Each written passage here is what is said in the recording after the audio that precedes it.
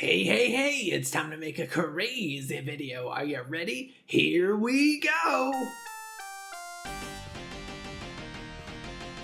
With a new Crazy Taxi game approaching somewhere on the horizon, and no old Crazy Taxi games being available for purchase, I wanted to take it upon myself to explain what exactly is going on with Crazy Taxi.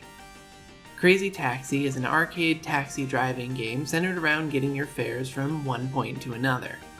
The crazy in the title stems from the punishing time limit, requiring you to constantly pick up new fares in order to stay on the clock, and the absurd handling maneuvers you'll utilize during your run.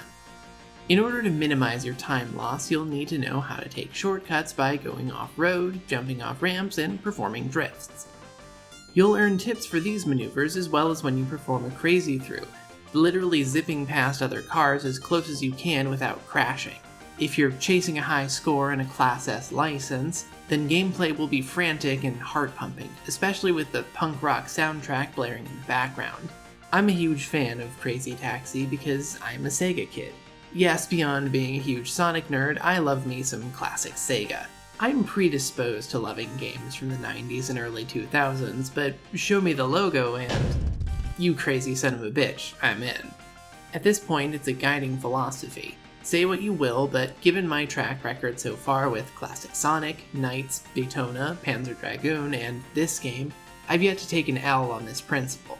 But while my North Star may guide me to excellent games, it doesn't seem to yield many series with longevity. Crazy Taxi is only just recently coming back in a supposedly big way, but it's clearly never been a sales juggernaut. Aside from the first game, its sequels rarely, if ever, get attention, and it's got a spotty track record in terms of availability.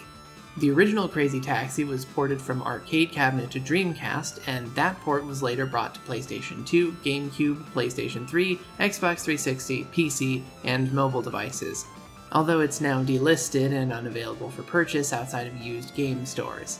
Crazy Taxi 2, a Dreamcast original, was ported one time to PlayStation Portable with Crazy Taxi Fare Wars. Crazy Taxi 3 was made for the original Xbox and has only one abandonware PC port from the days when PC games also came on discs. Like with Daytona and Knights, if you want to play it, you're on your own. Crazy Taxi's spotty availability probably also has something to do with its music. A big part of its aesthetic identity is also wrapped up with a long-running villain on this channel. Say it with me now, licensing agreements! Turns out, including The Offspring and other punk rock bands in your soundtrack means you'll have to re-license the songs if you want to re-release the game unchanged. Sega's choice for the more recent PC port, and I say recent as though it isn't 15 years old and delisted, was to license cheaper tracks.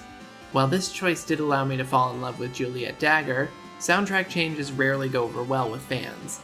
Even Crazy Taxi 3, which had its PC port come out only 2 years after the Xbox release, has an altered soundtrack between versions. Now, I'm cool with Crazy Taxi games continuing to license music from punk and rock artists. Maybe we can get some Hailstorm or Thundermother in the next one, but perhaps it would be better for the game's long-term availability if music were done in-house. Sega seemed to be getting bitten by music rights lately. All the Crazy Taxi games are supposed to be iterative. The first game introduces the game's unique style, the second adds a jump ability and multi-destination fares, and the third seemingly introduces being able to perform a crazy dash in reverse. Before researching this video, I felt like it would be the most obvious thing in the world to make a new port of Crazy Taxi 3 and brand it as the definitive Crazy Taxi game, but no, it's way more complicated than that. For some odd reason, every Crazy Taxi release has one unique map. The Crazy Taxi release for Dreamcast, the one that was most commonly ported, has arcade and original maps based on San Francisco, with arcade being identical to the arcade cabinet release and the original being a map unique to the console ports. Crazy Taxi 2 has both Small Apple and Around Apple based on New York City. Crazy Taxi 3 features the arcade map from Crazy Taxi, now called West Coast, Small Apple from Crazy Taxi 2, and a new original map based on Las Vegas called Glitter Oasis. This also makes it so that a collection where you could access the entire trilogy actually has a lower value proposition, since 2/3 of Crazy Taxi 3 is old maps from the original 2 games. Given that Crazy Taxi 3 was born of Sega's attempts to find a home for the Dreamcast titles on Xbox, it's absolutely bonkers to me that they went halfway with including maps. It feels like they were holding out hope for new ticket sales while they were abandoning the ship they were selling. I guarantee you that when the game came out, no one was playing Crazy Taxi 3 on their Xbox saying, "Oh boy, I'm gonna buy myself a Dreamcast." I suppose this does mean that, with no Crazy Taxi game available for purchase and some sort of nebulous Crazy Taxi game on the horizon, there is room to finally make one where you can play all 5 maps, maybe even with HD visuals this time. Just please, don't make this a live service or online-only game. I just want to have some arcade taxi fun while listening to punk rock tunes. I don't need all this weird forever game nonsense that every game has to be. Speaking of forever game nonsense, part of why Crazy Taxi struggles is almost certainly because it's rooted in arcade design sensibilities. All the games are short and sweet, pretty light on actual content, which can turn off home console players who've grown to expect meatier experiences. But since I'm a vegetarian, I actually really appreciate having shorter game experiences amidst the sea of 60-hour stories and always online live services. Done well, smaller, more tightly designed games with a score chase focus can be exhilarating and drive you to have an intimate, penetrative relationship with the game's mechanics. You'll never forget your first S rank with Crazy Taxi. Getting there requires tight driving skills, constant use of the crazy dash, knowledge of shortcuts, and insane driver energy. The entire time, it's go, go, go until that clock runs out. While I love having stories I can get lost in for a few days, I also love having games that only require an hour or two to experience.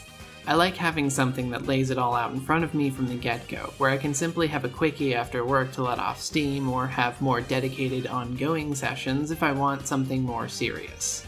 It's the same appeal with roguelike games. Sometimes you just want to have a run or two for the next 30 minutes, and other times you want to lock in hard and push your mechanical knowledge to its limits. While many arcade games vie for your quarters by throwing unfair bullshit at you, the best ones are there to challenge you, daring you to test your mettle against their mechanical gauntlet. With all that said, that's all I have for this video. Thank you so much for watching, and I hope you'll watch again in the next video. Until then, I'll be making a couple more runs on the West Coast.